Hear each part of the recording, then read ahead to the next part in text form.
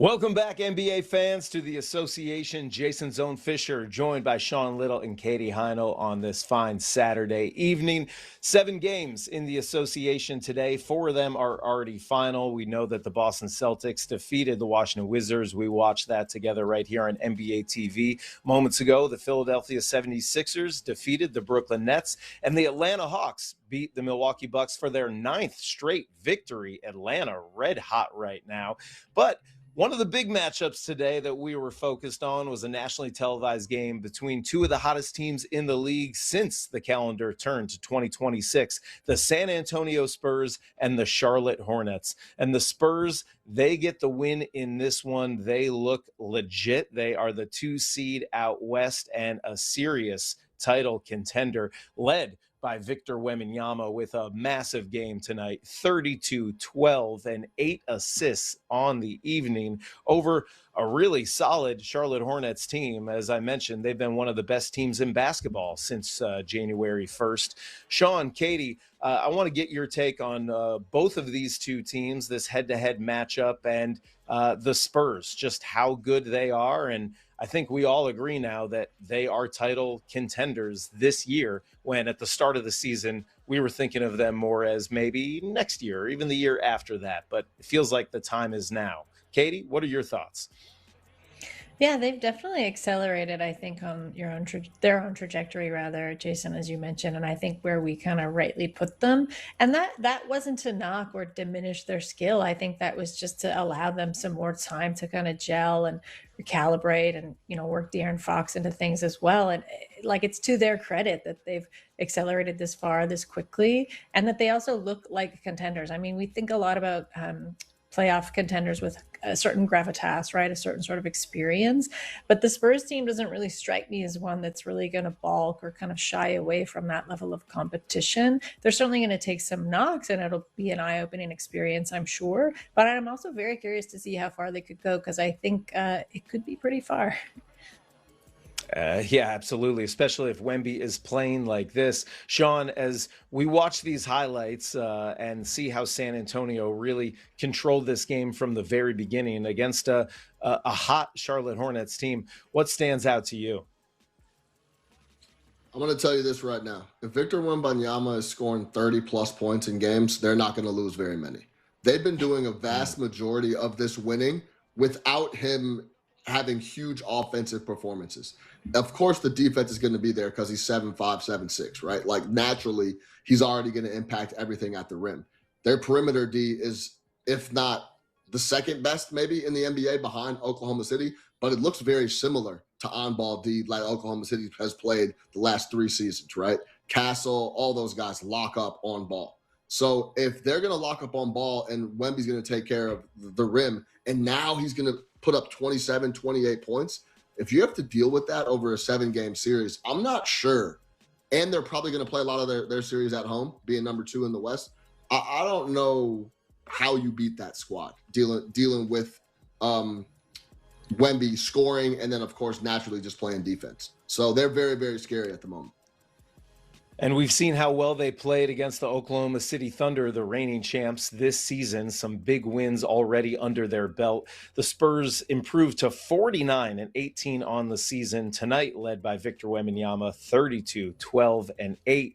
Katie, he seems to be moving up that MVP ladder. It felt like it was a 2-man race between SGA and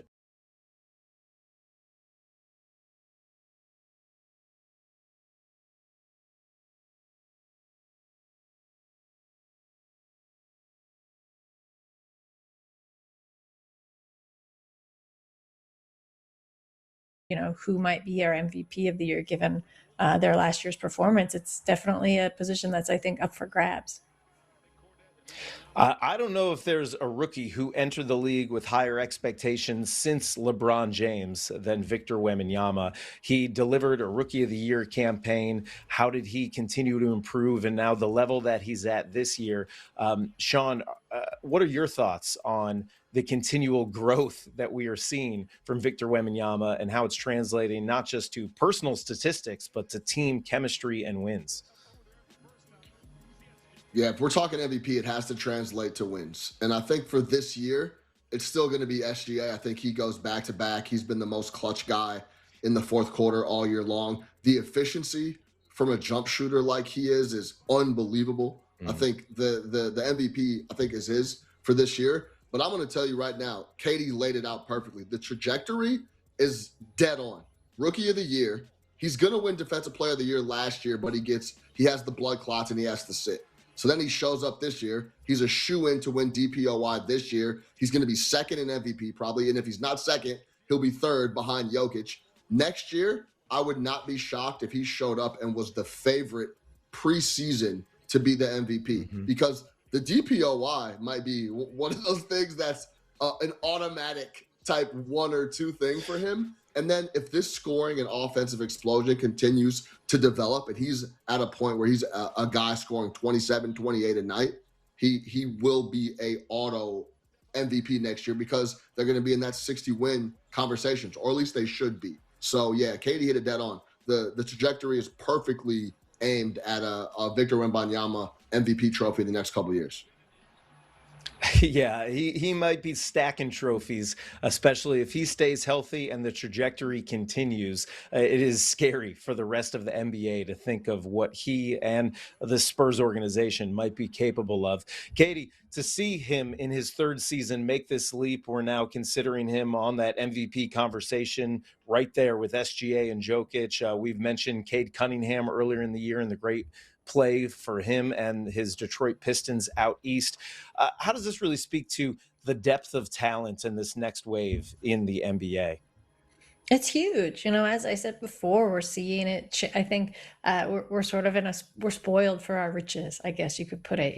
This isn't, not to knock the generation of stars that's sort of phasing out, but I think there's just way more availability and opportunity for who we could look at or even name MVP. And I think that speaks to skill sets changing, right? Abilities kind of changing, the way teams are building themselves changing, and who sort of gets to shine within those positions. It's not really sort of the traditional MVP that we looked to anymore. I think that has actually changed, and that's what makes this this year's race, and I think the races and seasons to come, so interesting to me, because I think we're actually seeing quite a tectonic shift in the NBA landscape overall.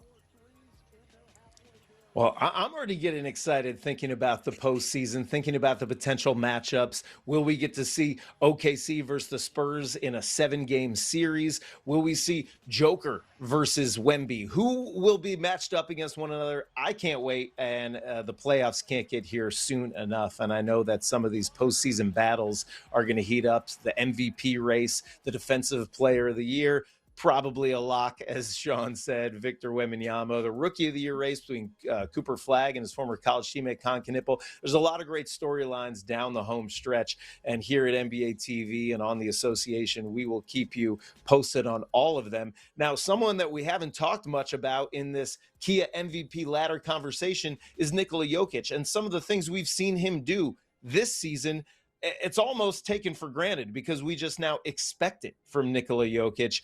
Is it almost that fatigue level where I remember a couple of years ago when Russell Westbrook averaged a triple-double for an entire season? That was mind-boggling. Of course he's the MVP. And then he goes and does it again, and I think people are like, yeah, of course. That's just what he does. Sean, are we experiencing some Jokic, I don't want to say fatigue, but almost just it's just come to be expected what he does night in and night out? Yeah, of course. Absolutely. No question about it. And to bring it back to that MVP conversation, I think a lot of voters and fans have that fatigue. So, like, if we go back 3 years ago, remember, there was talks that SGA should have got his first MVP then. So then he looks like he's going to rip off 2 in a row after that. The fatigue will then set in on SGA, and it'll go to guys like Victor Wembanyama. That's how this MVP voting and award stuff works. So absolutely, you shrug nowadays when you see Jokic go for 25, 12, and 12. It's like, oh, just another Jokic game. But guys, it's not normal. And so, of course, we take what Jokic is doing on a night to night for granted. But yeah, enjoy it. His this offensive efficiency from him is something that we've never seen for this long in the NBA, and that's a flat out fact. It really is true. I mean, he could be MVP. Any three of these guys could be named MVP in almost any season. Katie, what have you come to learn, love, and appreciate from Nikola Jokic the most, watching him year in and year out and game in and game out?